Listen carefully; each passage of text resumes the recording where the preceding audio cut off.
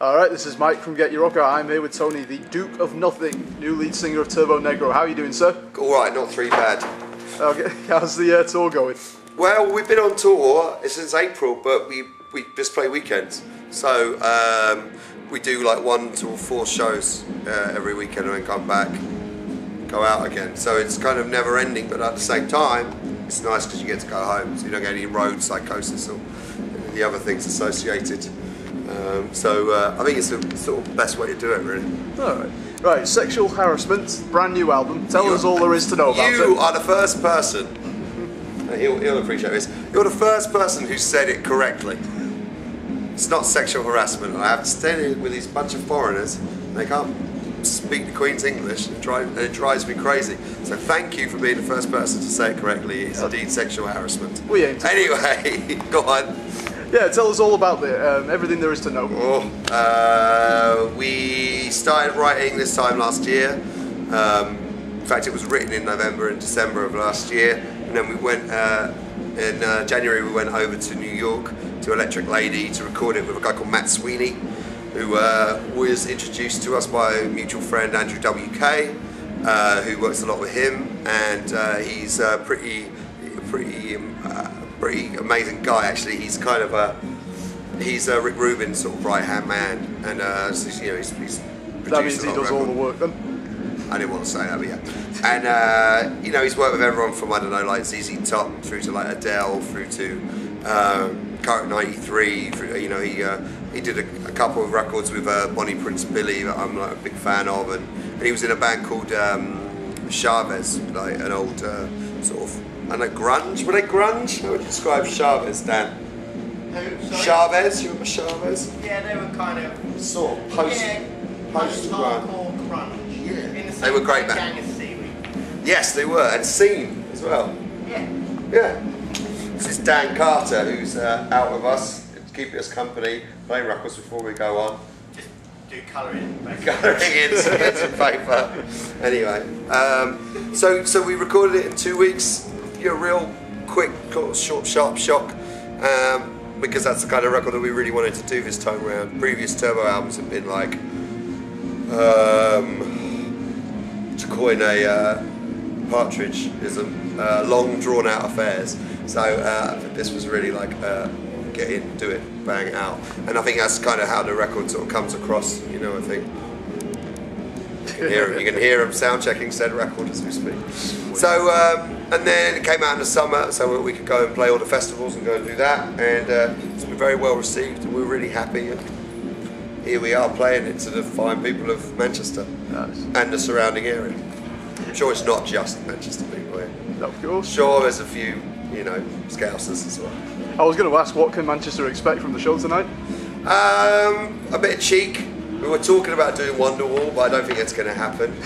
We were debating the kind of like, wouldn't that be funny to go into play Erection, but then stop and play all of Wonderwall, not just a riff, but all of it. Really test everyone's patience. But I think we've decided against that, unfortunately.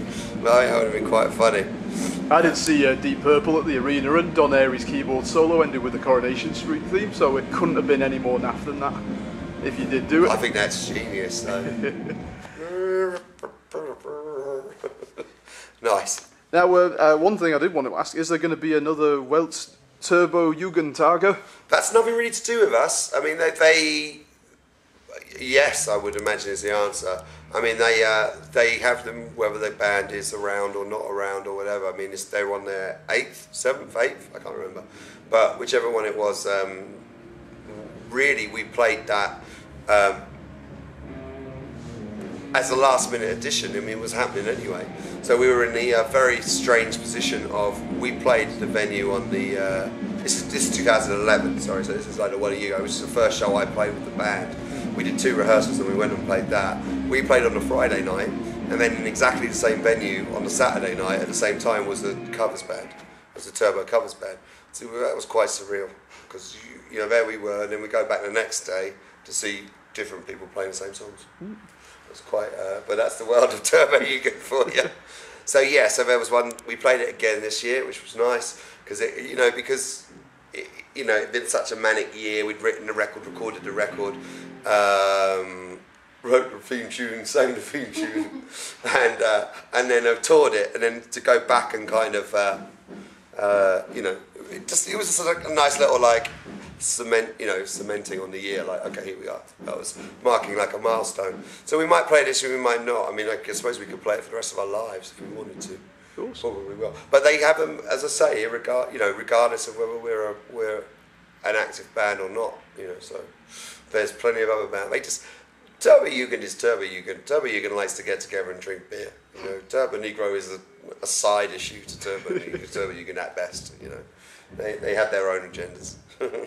Well, you mentioned milestones there. I usually like to ask what does the future hold for whatever band I'm interviewing, but I'm particularly interested in that 2014 is going to mark 25 years of Turbonegro. Jesus. Is it too early to ask if there's anything special planned? Well, I don't know if they've even considered that. I guess we'll find out. I mean, we're supposed to be shit. There's some ideas for some other things in the works. There's always some things. Let's talk about books. Let's talk about this. Let's talk about another live, you know, thing. Is maybe a DVD or something. There's talks about all sorts of things. But you know, I mean, at the moment, we're. I really want to get back in and like write and record some more stuff. But at the same time, we've got to let this record kind of have a bit of a life of its own really before we kind of kill it. But I think this year coming up, we will start recording and definitely start writing, and then that will probably be a record which will be out in 2014. So it'll be an album at least, but I'm sure there'll be some other stuff. I'm sure there'll be lots of things for people to waste their money on. And have you got ideas mapped out for future songs already, or is it a well, case we of wrote 16, 17 songs for this album and only recorded 10. And I would say that of those 16, 17, there's at least 3 or 4 which did not go on the record because they weren't any good. They just didn't go on the record because they didn't match the feel. So they're definitely things that we'll be kind of playing around with. I reckon if we started the process tomorrow, we'd have 5 or 6 things kind of to work on, which would be half the record. But we really just got to sit down and kind of get it all in place. You know? I mean, it was heartbreaking actually. On the last day of recording, there was one song that we, especially me and a couple of other people really wanted on the record, but we made the very mature adult decision to no. Has that song made its way into the live set at all? No, I mean, to be honest, it's like at the moment we've got. It's so hard doing a Turbonegro set because once you write down what you've got to play, it doesn't leave that much room. So we're doing. I mean, I think we're playing 23, 24 songs in these long sets here, these headline sets, because they're best part of 2 hours. And of that, I'd say 8 of them are from the new record, and the rest of them the old. Might be more like 21, 22, but whatever. It's just like that's the proportion. So, start playing things that people haven't even heard yet. You're taking up valuable space, in the set.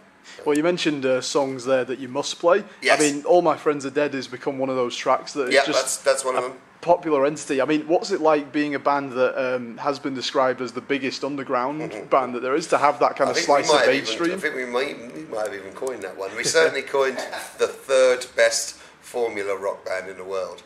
That was definitely one of ours. You know that one, Dan? We talked about that, haven't we? Well, anyway, AC/DC and the Ramones, and then us.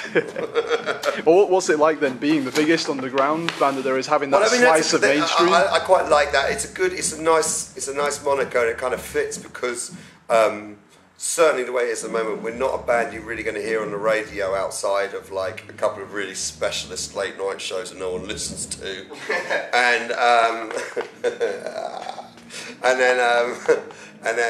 you're not going to see us on TV, and you're not going to, there's no real conventional roots for us. It's just like Turbonegro kind of just exists in its own space, and we're just an incredibly fortunate band in the sense that we can go anywhere in the world and people will just turn up to see us play, and that's not a position that 99.9% of the bands in the world have. It's incredibly unique, and it's not something that I kind of take lightly.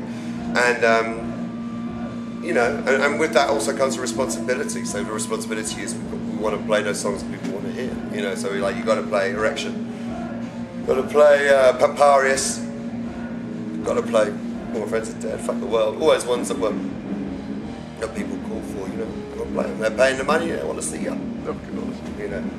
All right, well, to wrap this up then, do you have a message right into the camera for all the fans who've been following you and any new fans that you might make along the way on this tour? Should I do it as an ident or should I just say it just as a... just just yeah, okay. just speak it. All right.